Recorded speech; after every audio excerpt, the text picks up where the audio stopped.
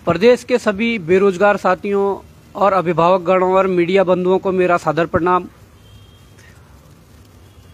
आज जिस मुद्दे पर हम बात करने वाले हैं, हमारे साथ हमारे भाई साहब राम कंडवाल जी बैठे हुए हैं और हम जिस मुद्दे पे बात करने वाले हैं वो मुद्दा आप सब भली भांति जानते हैं। जिस प्रकार से प्रदेश के अंदर 22 वर्षों से जो सरकारी नौकरियों के लिए जो एक व्यवस्था बनी हुई थी, उस व्यवस्था को ध्वस्त करने के लिए किस प्रकार से प्रदेश के अंदर अनेक प्रकार के जो माफिया हैं, जो तरह तरह से अलग अलग तरीके से वो पेपरों पर सेंध मार रहे थे, पेपर लीक करवा रहे थे। अगर पहले मामला यूकेएसएससी का खुला है तो आज यूकेपीएससी का जब मामला खुला है, ये कोई नई बात नहीं है कि यूकेपीएससी का मामला खुला है तो ये कोई नई बात है। मैं आपको बताना चाहता हूँ, जब यूकेएसएससी का मामला चल रहा था, हमने उसी दौरान कहा था, जब सरकार ने पूरी जिम्मेदारी यूकेपीएससी को दे दी थी, हमने मुख्यमंत्री के सामने बैठकर ये बात रखी थी कि आप पूरे परीक्षाओं को यूकेपीएससी को नहीं दे सकते हैं, आपको यूकेएसएससी को खड़ा करना होगा, क्योंकि यूकेपीएससी में भी कम बड़ी धांधली नहीं हो रही है। हमारे सूत्र जो थे, हमारे सूत्र सही थे और हमारे पास कुछ चीजें भी आई थी। मैं आप लोगों को ये कहना चाहता हूं कि अब पानी सर से ऊपर जा चुका है। बहुत बार कुछ लोग अपने निजी स्वार्थ के चलते, हो सकता है कि कई बार कहा होगा कि हमारा जो निजी स्वार्थ है वो ऊपर है, परंतु अगर प्रदेश हित को देखना है, अगर अपने भविष्य को देखना है, अपने बच्चों के भविष्य को देखना है, तो ये बात मैं आप लोगों को स्पष्ट कर देना चाहता हूं कि यूकेपीएससी में जो प्रकरण चला और जो मैं 2 दिन से घटनाएं देख रहा हूं, हम मौन इसलिए थे, हम जब प्रकरण सामने आया तो हम दूसरे ही दिन यूकेपीएससी गए, वहां पर वह सचिव से मिले और सचिव को हमने ये बात कही कि आपके पास जो हमने तथ्य 3 नवंबर 2011 को दिए थे, आपके पास जो हमने एक मुख्य परीक्षा की कॉपी दी थी, उसमें जो आपके आयोग के द्वारा गड़बड़ी कही गई थी वो हमने आपके सामने रखे। आपके आयोग के पैनल ने जो इंटरव्यू के दौरान जो नियमावली के विरुद्ध जाकर कुछ लोगों को, अपने लोगों को या पैसा लेकर जो लोगों को फायदा पहुंचाया है, वो चीजें हमने आपके सामने रखी थी। हमने चीजें रखी थी कि एजेई में बड़ी मात्रा में गड़बड़ियां हुई है, उसके पेपर या बाहर थे या उसका क्वेश्चन बैंक बाहर था, जो भी था, हमने कहा कि आप अगर कुछ नहीं कर सकते तो कम से कम उन बच्चों के रिजल्ट में उन बच्चों के नाम, उनके माता पिता के नाम और कैटेगरी और एक कटअप जारी कर दीजिए कि कितनी उनकी कटअप गई है। परंतु आपने ये सब छुपाने के लिए वो जारी नहीं किया। क्यों? क्योंकि आपकी पोल उस समय ही खुल जाती थी। आपने बचाने की बहुत कोशिश की, परंतु आप अब बचे नहीं। हमने पहले ही कहा था कि अंदर के ही लोग कुछ आपके यहाँ पर गड़बड़ियां कर रहे हैं। बड़ा दुख हुआ सुबह आज जब कल शाम को हमने देखा कि एसटीएफ ने पहले जिन परीक्षाओं में गड़बड़ी का वो जिक्र किया था और एसटीएफ अपने उससे बदल गई।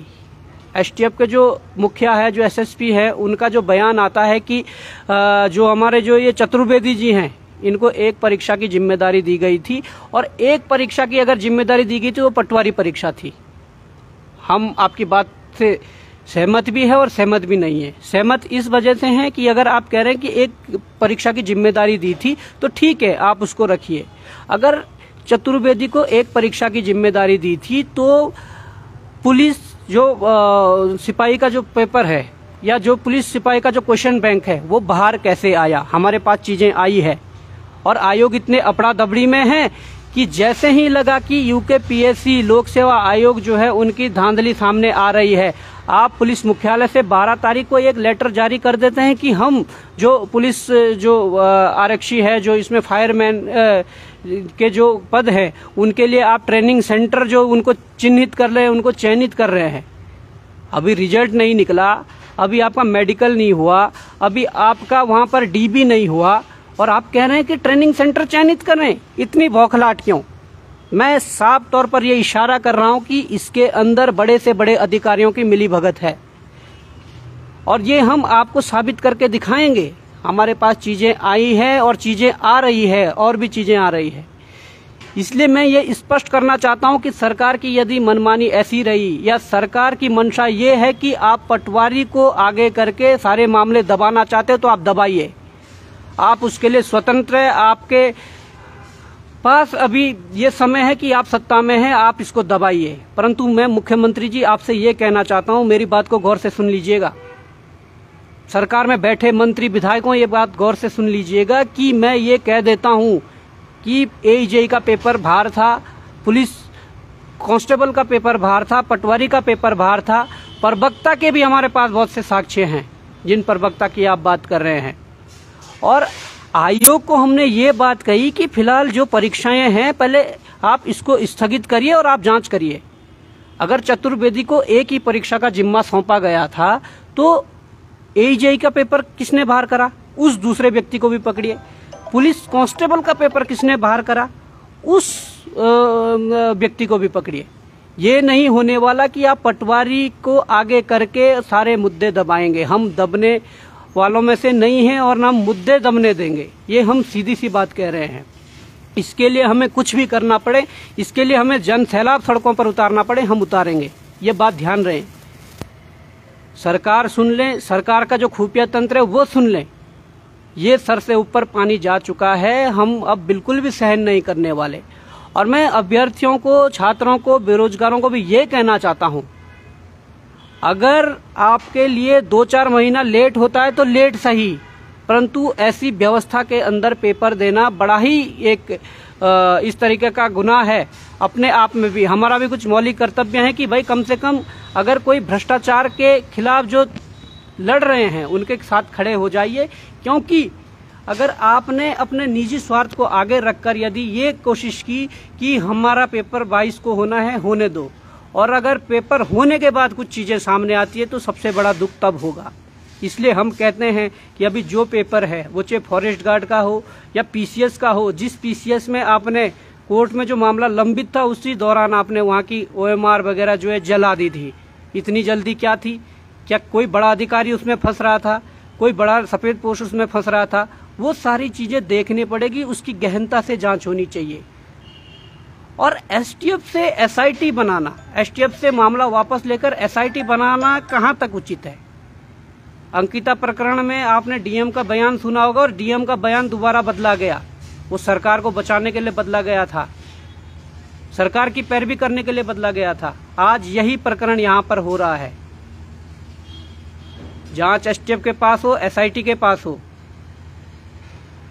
पहले जांच सही ढंग से होनी चाहिए। ये हम कह रहे हैं, हम भी कुछ साक्ष्य देंगे, और प्रदेश के अंदर और भी लोग हैं जिनके पास साक्ष्य हैं, वो भी हमें उपलब्ध करवाइए। परंतु मैं ये कहना चाहता हूं कंडवाल जी कि जो ये प्रकरण है, अगर लोक सेवा आयोग का मामला खुला है और लोक सेवा आयोग लीपापोती करना चाहता है या ये सरकार लीपापोती करना चाहती हो, तो ऐसा हम होने नहीं देंगे। मैं ये कहना चाहता हूं कि लोक सेवा आयोग एक संवैधानिक बॉडी है और आपके सामने ये सारी चीजें सामने आ रखी है, और आप इन्हें बचाने की यदि कोशिश थोड़ी भी करोगे तो इतना बड़ा दाग लेकर आप कहां जाओगे, ये सबसे बड़ा प्रश्न है। तो मैं यही कहना चाहूंगा प्रदेश के छात्रों से कि हम सब एकजुट एकमुठ होकर आगे लड़ना है। और ये फिलहाल जब तक इनकी अच्छे से जांच नहीं हुई, जो जितने भी अनुभाग आयोग के अंदर हैं उन अनुभागों की जांच नहीं हुई। ये हमें मालूम है, यदि चतुर्वेदी के पास एक था तो दूसरे में दूसरा है। आप किसी भी तरह इन छात्रों को गुमराह नहीं कर सकते, आप किसी भी तरह यहाँ के बेरोजगारों को गुमराह नहीं कर सकते। ये हम स्पष्ट रूप से आप लोगों को कह देना चाहते हैं। हम खड़े हैं, अडिग रहेंगे, अपनी मांग पर अडिग रहेंगे, और ये भ्रष्टाचार जो फैला हुआ है इसके खिलाफ मजबूती से खड़े रहेंगे।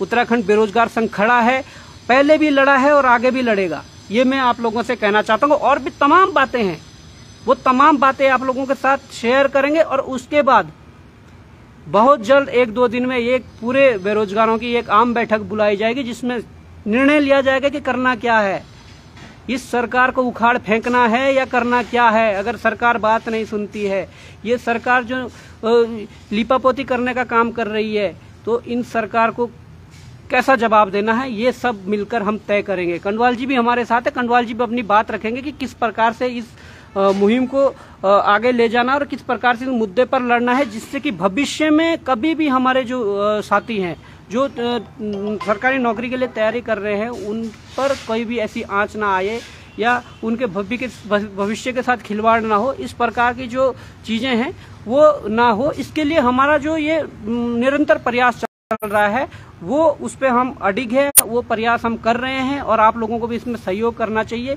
इसलिए मैं यही कहना चाहूँगा कि कंडवाल जी भी अपनी बात रखें और उसके बाद हम और जो चीज़ें वो आपको बताएं। जी शुक्रिया बॉबी भाई। बॉबी पवार को सुन रहे थे आप, अध्यक्ष हैं बेरोजगार संघ के, आप सब जानते हैं।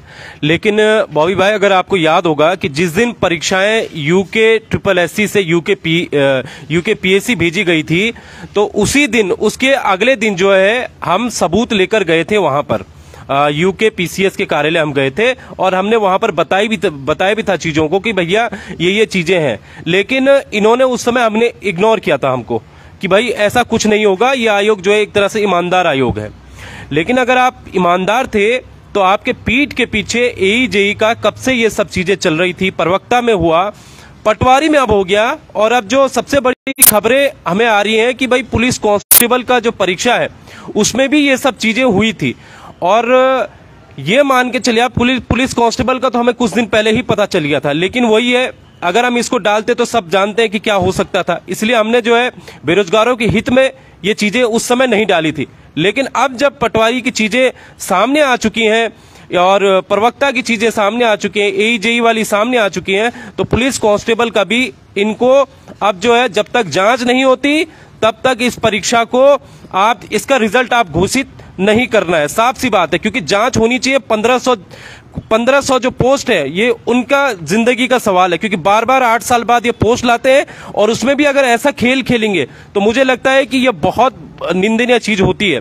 और दूसरी चीज ये इसमें ये भी हम शामिल करना चाहेंगे कि भैया वीडियो VPDO और इसके साथ साथ जो वन दरोगा वाले जो नकलची हैं उनके नाम कहाँ हैं, उनके नाम क्यों सार्वजनिक नहीं किए गए? अगर आपने पटवारी की परीक्षा कराई थी तो उस परीक्षा से पहले कम से कम जो है वेबसाइट में या किसी भी जगह, फिर अखबारों में आपको जो है उन दलालों के और उन माफियाओं के, उन सब के नाम आपको जो है एक जारी करने चाहिए थे कि भैया ये है और इसको हमने बैन किया है। लेकिन वो चीज भी सामने नहीं आई।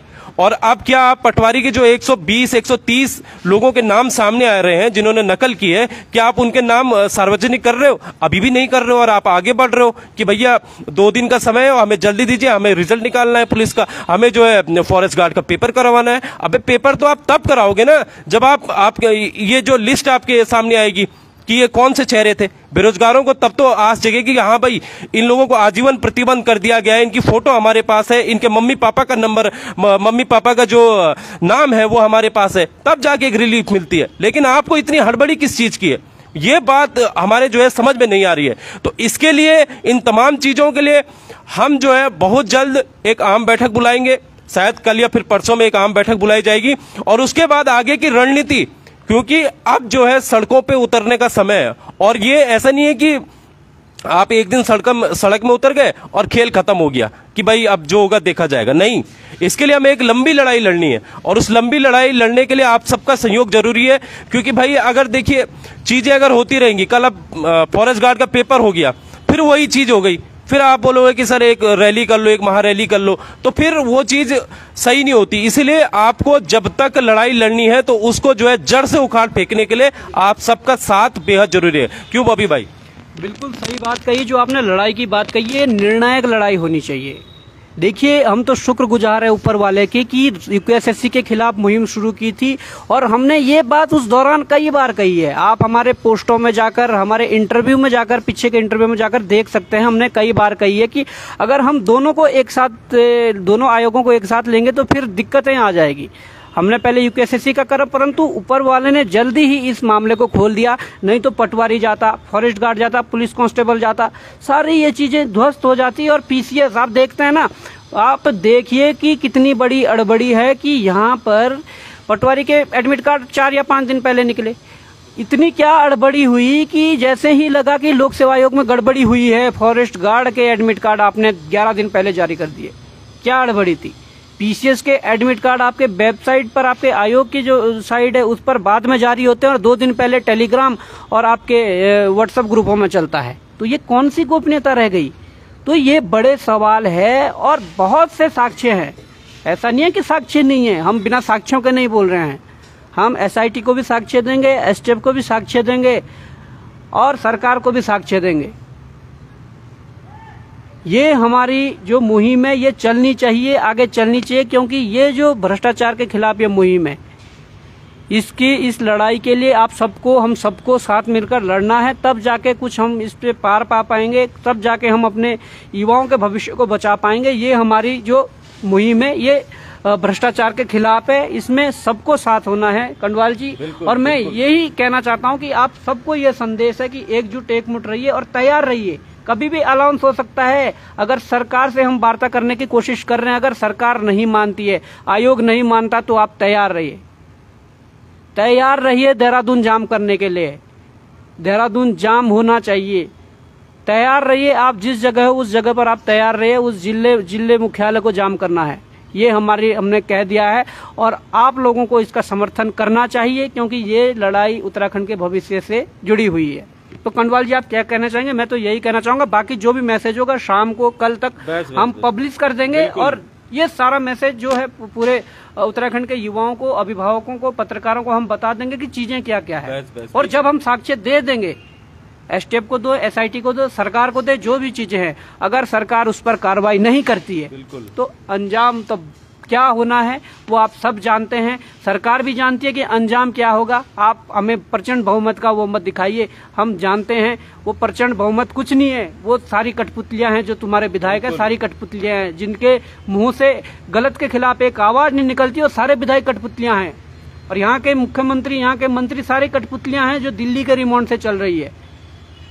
हम बेकाफ होकर बोलेंगे, हम बेपाक होकर बोलेंगे, और हम ये कहेंगे जो गलत है गलत है, जो सही है सही है। इसके खिलाफ हमें कुछ भी करना पड़े, कोई सी भी लड़ाई लड़नी पड़े, निर्णायक लड़ाई बनाएंगे और लड़ेंगे कंडवाल जी। बिल्कुल लड़ेंगे। और बस आखिरी में यही कहना चाहते हैं कि आप अगले कदम का हमारा इंतजार कीजिए, एकजुट रहना है सबको, क्योंकि यही मौका है। और वीडियो जो परीक्षा हुई थी और जो पहले यूके SSS के घोटाले हुए थे, वो जो आपने एकजुटता दिखाई थी, उसका ही असर था कि जो है बहुत सारी चीजें हुई भी थी, लेकिन फिर यूके PSC ने जो गलतियां की हैं, अब एक बार फिर से आपको जो एकजुट होने का वक्त आ चुका है, और इस वक्त में सबको एकजुट होना है। हम सब एकजुट हैं, सब साथ हैं, और अगले कदम का इंतजार कीजिए। बाकी आपको आगे की अपडेट हम देते रहेंगे समय समय पर उत्तराखंड बेरोजगार संघ पेज से, और अन्य जो हमारे माध्यम है वहां से हम आपको देते रहेंगे।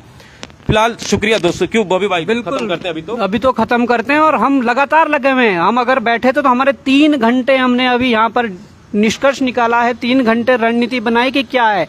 कल परसों से हम कलेक्ट करने में लगे हुए हैं, चीजों को कलेक्ट करने में भी, कैसे क्या करना है, सारी रणनीतियां तैयार है। बस आप तैयार रहना, जब आह्वान हो जाएगा सीधे। अगर सरकार नहीं मानती है, सरकार जांच नहीं करवाती है, सरकार यही रवैया यदि रखती है, तो आप तैयार रहिए, हम तैयार है, आपको मैसेज पहुंचा दिया जाएगा। जय हिंद, जय भारत, जय उत्तराखंड साथियों। नमस्कार।